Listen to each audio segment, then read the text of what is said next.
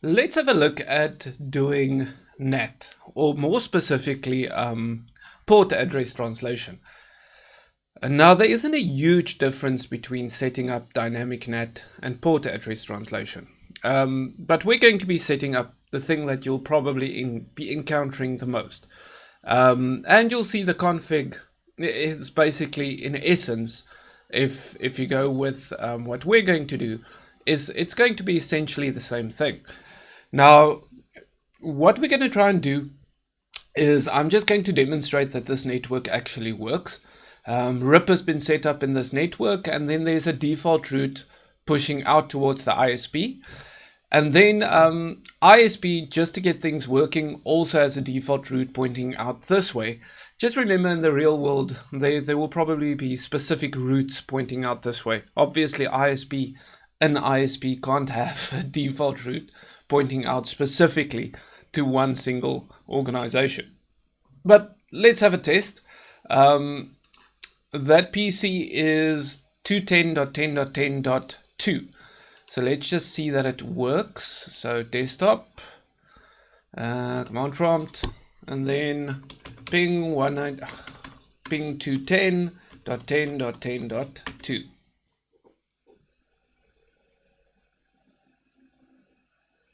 Okay, and there we go. It works. So we can ping from there. Let's try the other ones. So ping 210.10.10.2. It works. And then lastly, this one, ping 210.10.10.2. Okay, looks good. Okay, let's just test this one. Let's do something that we don't usually do. It gives me a good chance to show you this. This is an extended ping. Okay, I want to use IP. My target address is 210.10.2. You can specify, listen, I want to send however many ping messages. So I'm sending 10 repeats. So you could have just used default of 5. Default datagram size, default timeout.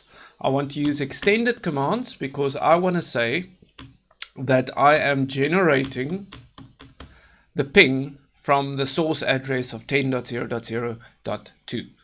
And then the rest we can all just do defaults. And there it goes. You can see it sends 10 ping messages from our specified address of 10.0.0.2 to 210.10.10.2. Okay, so that works. So what we can go and do over here is we can just check on something. En show IP NET translations. Okay, so obviously NET is not active yet, so there have been absolutely no NET translations. Okay, fantastic. So what we want to do is we want to set it up so that we're going to be using port address translation, and we're going to say that any device in this network, or this network should have its IP address translated. And the translated IP address will be that one there that's associated with serial 000. Okay, so we're not going to specify a specific IP address because the idea is if that address changes, we don't want to have to go back and change our NAT statement, or our PAT statement, same difference, because we're not using a specific IP. We're saying use the IP address associated with that interface. So the first step is we are going to specify an access list. Now this access list is basically just going to say which networks, which internal addresses are we going to permit to the translation process. In other words, what are we going to have translated? Okay, so we want to have any address, I should probably say permit. We want to have any address from the 10.0 network, okay, with the wildcard of NET060303. We want any of those addresses to be allowed to be translated. Anything from the 20.0 network and anything from the 30.0 network. Okay, that is it. So what else?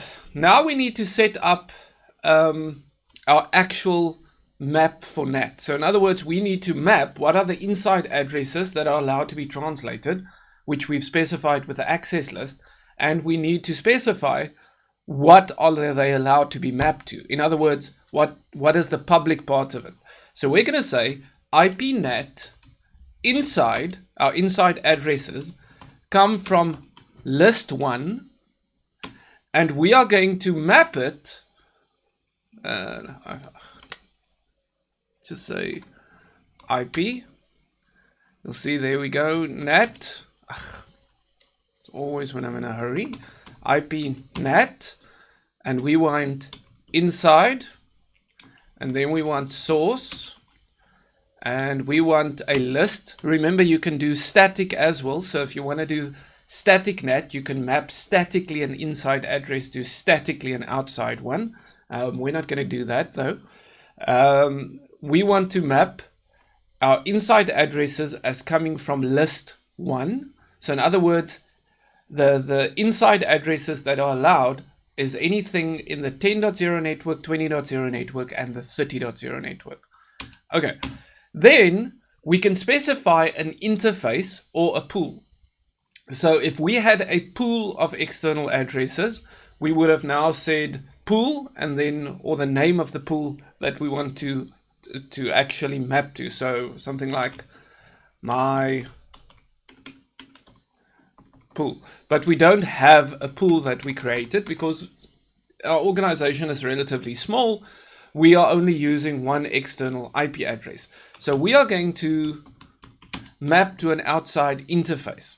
Okay, and the interface that we want to map to is this one over here. And remember, what it's going to do is it's actually going to map to the IP address associated with that interface. Now, if we stop right here, that means that we have created dynamic NET, which basically means it's going to be first come, first served for the addresses on the inside of our network to be mapped to the address on the outside. So in other words, it's only going to allow one mapping at a time. Now, that won't work because quite literally at the moment we have 3 devices plugged in, but we could have so many more. So dynamic NET won't work. So how do we change this dynamic NET to port address translation? Simple, by adding the keyword overload. That's it.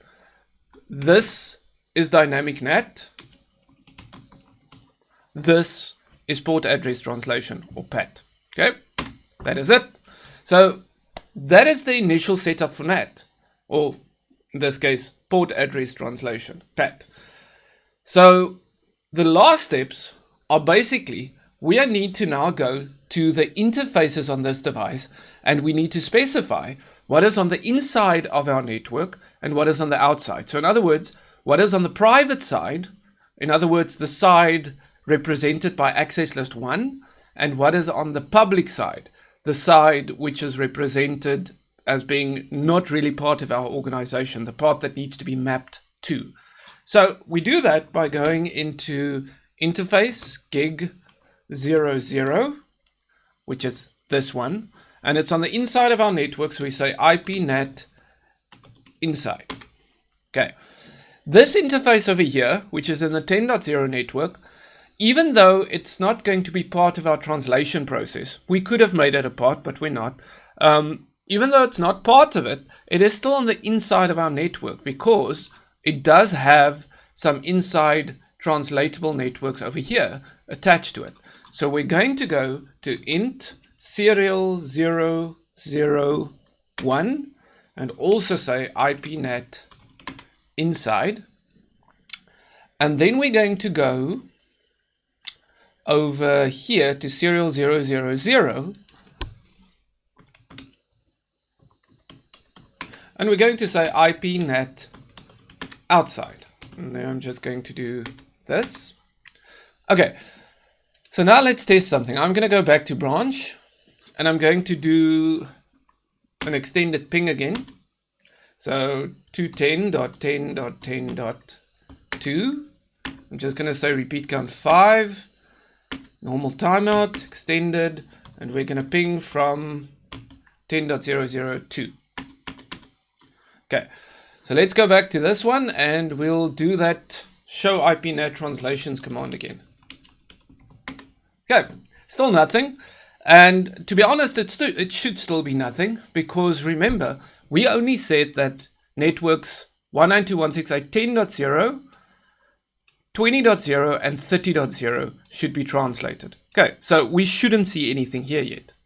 But now let's go back over here. Let's redo these pings. Okay, I'm going to do that one. I'm going to redo this one. I'm going to redo this one. Okay, let's reissue the command. And what do we see now? 1, 2, 3, 4, 5, 6, 7, 8, 9, 10, 11, 12. 12 translations. Okay, we did 3 pings. Each ping command sent 4 ICMP messages, so 3 times 4 is 12. And what do we notice? You'll see over here, we have inside local, inside global, outside local, outside global. And as you can see, over here, our inside locals are 10.2 and with port numbers 5678. There we have 20.2 with port numbers 5678 and 30.2 with port numbers 5678. Over here, we can see what they've been mapped to. So this has been mapped to 275.20.2, which is that outside address, and then with the same port numbers that we have over here. But what I want you to notice is over here. Now, these ones also use the port numbers 5678 and again 5678. Now, obviously, that socket has already been used over here as part of a translation. So it can't be reused for this one. So that's why you'll see different port numbers over here. It starts choosing higher up port numbers, and then you can see it tries them sequentially. So 5678 becomes 1024, 1025, 1026, and 1027. And then over here, for the 30 addresses which were translated, 5678, is 128, 129, 130, 131. So this is a good example of what happens when a translation is attempted and the port allocations, the sockets, have already been used. Then it simply uses other port numbers to generate the sockets for you. Okay, so that's one thing you need to notice. And then on the other end, what I want you to notice is the outside local and outside global addresses. Regardless of what the port numbers are, that doesn't really make a difference at the moment. What I do want you to notice is that from our perspective, the outside local and the outside global, the addresses are the same. Because remember, inside is us. It's our enterprise, so we can see a difference between the inside local and inside global. But for any other organization, we don't actually know what their addresses are. So it's cool that we see this public IP address, but as a matter of fact, we don't know. This could just as well also have been something that has been set up via NAT. There could have been a whole network over here, and we could have just possibly seen the public address of 20.2. We didn't do it in this case, we just wanted a simple example, but it just means that we can't see the difference between public and private addresses in a network that isn't our own. Yeah, but that is it for setting up port address translation. As you can see, it's really simple to set up. Very few commands. In fact, it's basically, even for all three of these interfaces, it's basically these commands, and this single command over here. Or this single command over here. So nice and quick to get port address translation up and running.